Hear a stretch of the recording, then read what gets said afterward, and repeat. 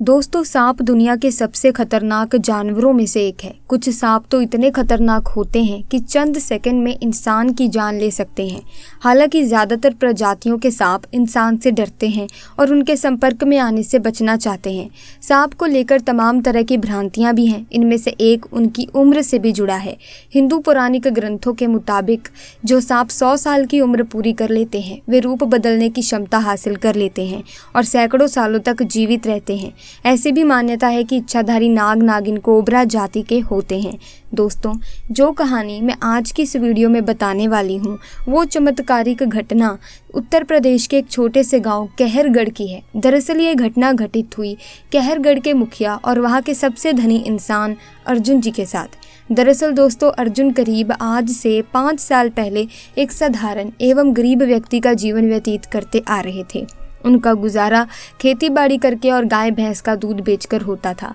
वो अक्सर जंगल में अपनी बकरियां चराने जाया करते थे, लेकिन एक दिन बकरी चराते चराते वो जंगल के थोड़ा और अंदर निकल गए।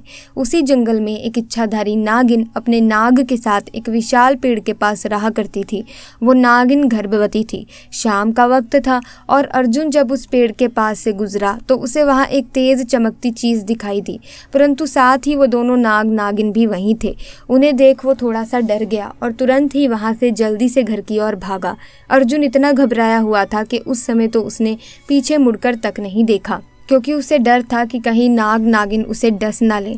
परंतु उस रात उसके ध्यान में वो चीज़ जो चमक रही थी वो बार बार आ रही थी। वो इतना तो समझ ही गया था कि वो हो ना हो बहुत ही मूल्यवान चीज़ थी और अगर वो मुझे मिल गई तो मैं भी धनवान हो जाऊंगा। परंतु सबसे बड़ी मुसीबत थी वो दोनों नाग नागिन, क्योंकि वे नाग नागिन वहीं पेड़ के पास हमेशा उस चमकती चीज़ के पास ही रहते थे। अगले दिन वो वापस जंगल उसी पेड़ वाले स्थान पर गया और कुछ दूर खड़े रहकर छिपकर उस पेड़ के पास रह रहे नाग नागिन को देखने लगा। कुछ देर देखने के बाद उसने ध्यान दिया कि नागिन तो गर्भवती है।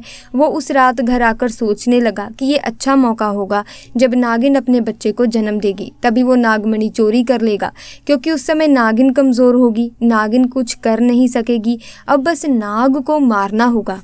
दोस्तों, कहते हैं अगर किसी नाग के मुंह की तरफ गोबर मार दिया जाए तो वो अपना होश खो बैठता है। अर्जुन को ये बात अच्छे से पता थी, इसीलिए अब अर्जुन हर रोज गोबर लेकर उस विशाल पेड़ के पास छुपकर सही मौके का इंतजार करने लगा। काफी देर इंतजार करने के बाद एक दिन वो मौका भी आया जब नागिन अपने बच्चे को जन्म देने वाली थी। तभी चुपके से अर्जुन ने नाग के मुंह पर तेजी से गोबर मारा और वहीं पास में पड़े एक बड़े पत्थर से नाग को मार डाला। फिर उसने नागिन और उसके बच्चे को भी मार डाला और उस मणि को उठाकर जल्दी से घर की तरफ निकल पड़ा। परंतु उधर नागिन किसी तरह बच गई थी और बस बेहोश पड़ी थी। जब नागिन को होश आया और उसने अपने बच्चे और पति को मरा देखा तो उसके दुख दर्द का ठिकाना नहीं रहा। वो उस समय गुस्से से पागल हुए जा रही थी और उसने अर्जुन से बदला लेने की ठानी। दोस्तों, नागिन अपने नाग का बदला किसी भी हालत में उस व्यक्ति को मारकर जरूर लेती है जिसने उसके नाग को मारा हो, और यहाँ पर तो सामने उसके पूरे परिवार को ही मार डाला था। अब तो नागिन के क्रोध का कोई ठिकाना ही नहीं था, परंतु मणि चली जाने के कारण वो अपनी शक्तियों का प्रयोग नहीं कर सकती थी, पर अभी भी वो अपना रूप तो बदल ही सकती थी। इधर अर्जुन को जैसे ही मणि मिली उसका पूरा जीवन ही परिवर्तित हो गया। उसकी फसल इस बार काफ़ी अच्छी हुई और काफ़ी महंगे भाव में भी बिकी। उसकी तो जैसे मानो लॉटरी लग गई हो, क्योंकि जो भी वो धंधा कर रहा था उसे हर जगह से लाभ मिल रहा था। अर्जुन बहुत ही खुश था, लेकिन अर्जुन को पता था कि ये सब उस चमत्कारी नागमणि का ही कमाल है। गांव में हर जगह उसका नाम था। आए दिन किसी न किसी बात पर वो चर्चा में रहता। अर्जुन के इस रुतबे को देख एक अच्छा रिश्ता अर्जुन के लिए उसके पास ही के गांव से आया और सोनिया नाम की एक सुंदर स्त्री से उसका विवाह संपन्न हुआ। सोनिया अपने पति अर्जुन को बहुत प्यार करती थी और बहुत इज्जत देती थी। दोनों एक दूसरे का कदम कदम पर साथ निभाते। उनकी जोड़ी गाँव में मिसाल बन चुकी थी। दोनों का जीवन बहुत ही सुखमय गुजर रहा था।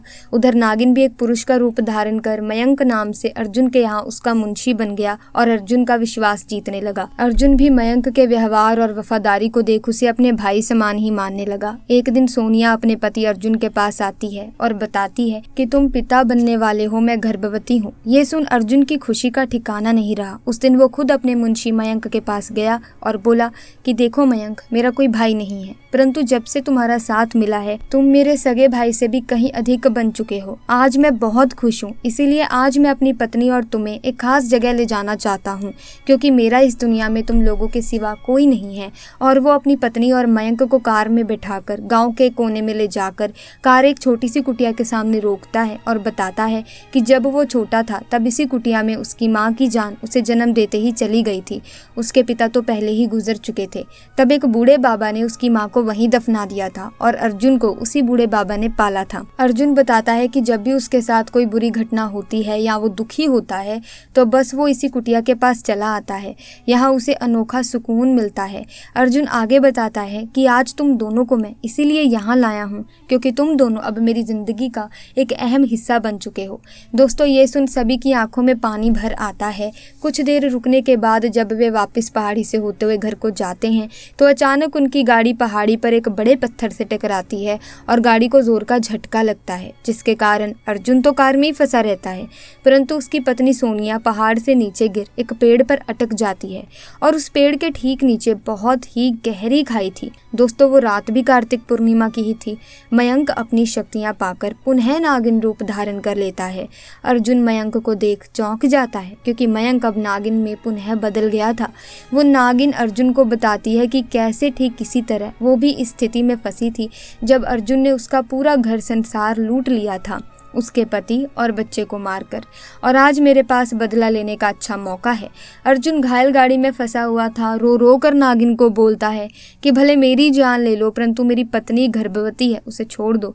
परंतु तभी उस नागिन को अपनी वही स्थिति याद आती है कि क्या होता है जब कोई अपना छिन जाता है। ये जिंदगी का सबसे बड़ा दुख होता है।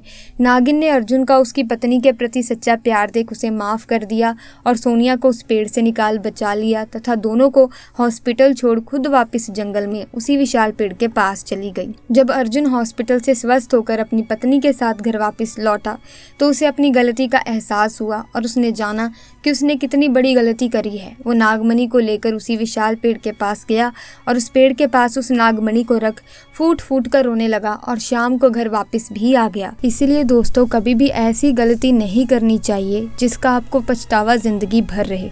और कभी भी नाग नागिन को मारने की भूल तो कीजिएगा ही मत, क्योंकि जब आप किसी साधारण सांप या फिर इच्छाधारी नाग नागिन को मारते हैं तो दोस्तों आपकी कुंडली में काल सर्प नामक योग बन जाता है, जिसकी वजह से आपके बनते बनते कार्य बिगड़ने लगते हैं।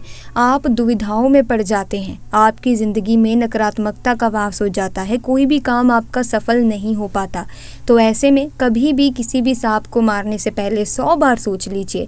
और अगर आपको कहीं पर सांप दिख भी जाए तो उसे हमेशा भगाने की ही कोशिश कीजिए। सांप को कभी भी मारने की कोशिश मत कीजिए, वरना आपको बहुत बड़ा पाप लग जाएगा, ऐसा पाप जिससे आप जिंदगी भर नहीं छूट पाएंगे। तो कभी भी सांप हो या इच्छाधारी नाग नागिन हो, इन्हें मारने से पहले 100 बार सोच लें। इसी के साथ आज की वीडियो में बस इतना ही। अगर वीडियो में बताई गई घटना अच्छी लगी है तो आप इस वीडियो को लाइक जरूर करें, शेयर भी जरूर करें। और अगर आप भी महादेव के परम भक्त हैं तो कमेंट सेक्शन में हर हर महादेव जरूर लिखें, ताकि भगवान शिव की कृपा दृष्टि आप पर और आपके परिवार पर बनी रहे। और चैनल को सब्सक्राइब करके बेल आइकन को प्रेस कीजिए ताकि नए वीडियोस की अपडेट आपको मिलती रहे। हम मिलेंगे जल्द ही, तब तक के लिए आपका बहुत बहुत धन्यवाद।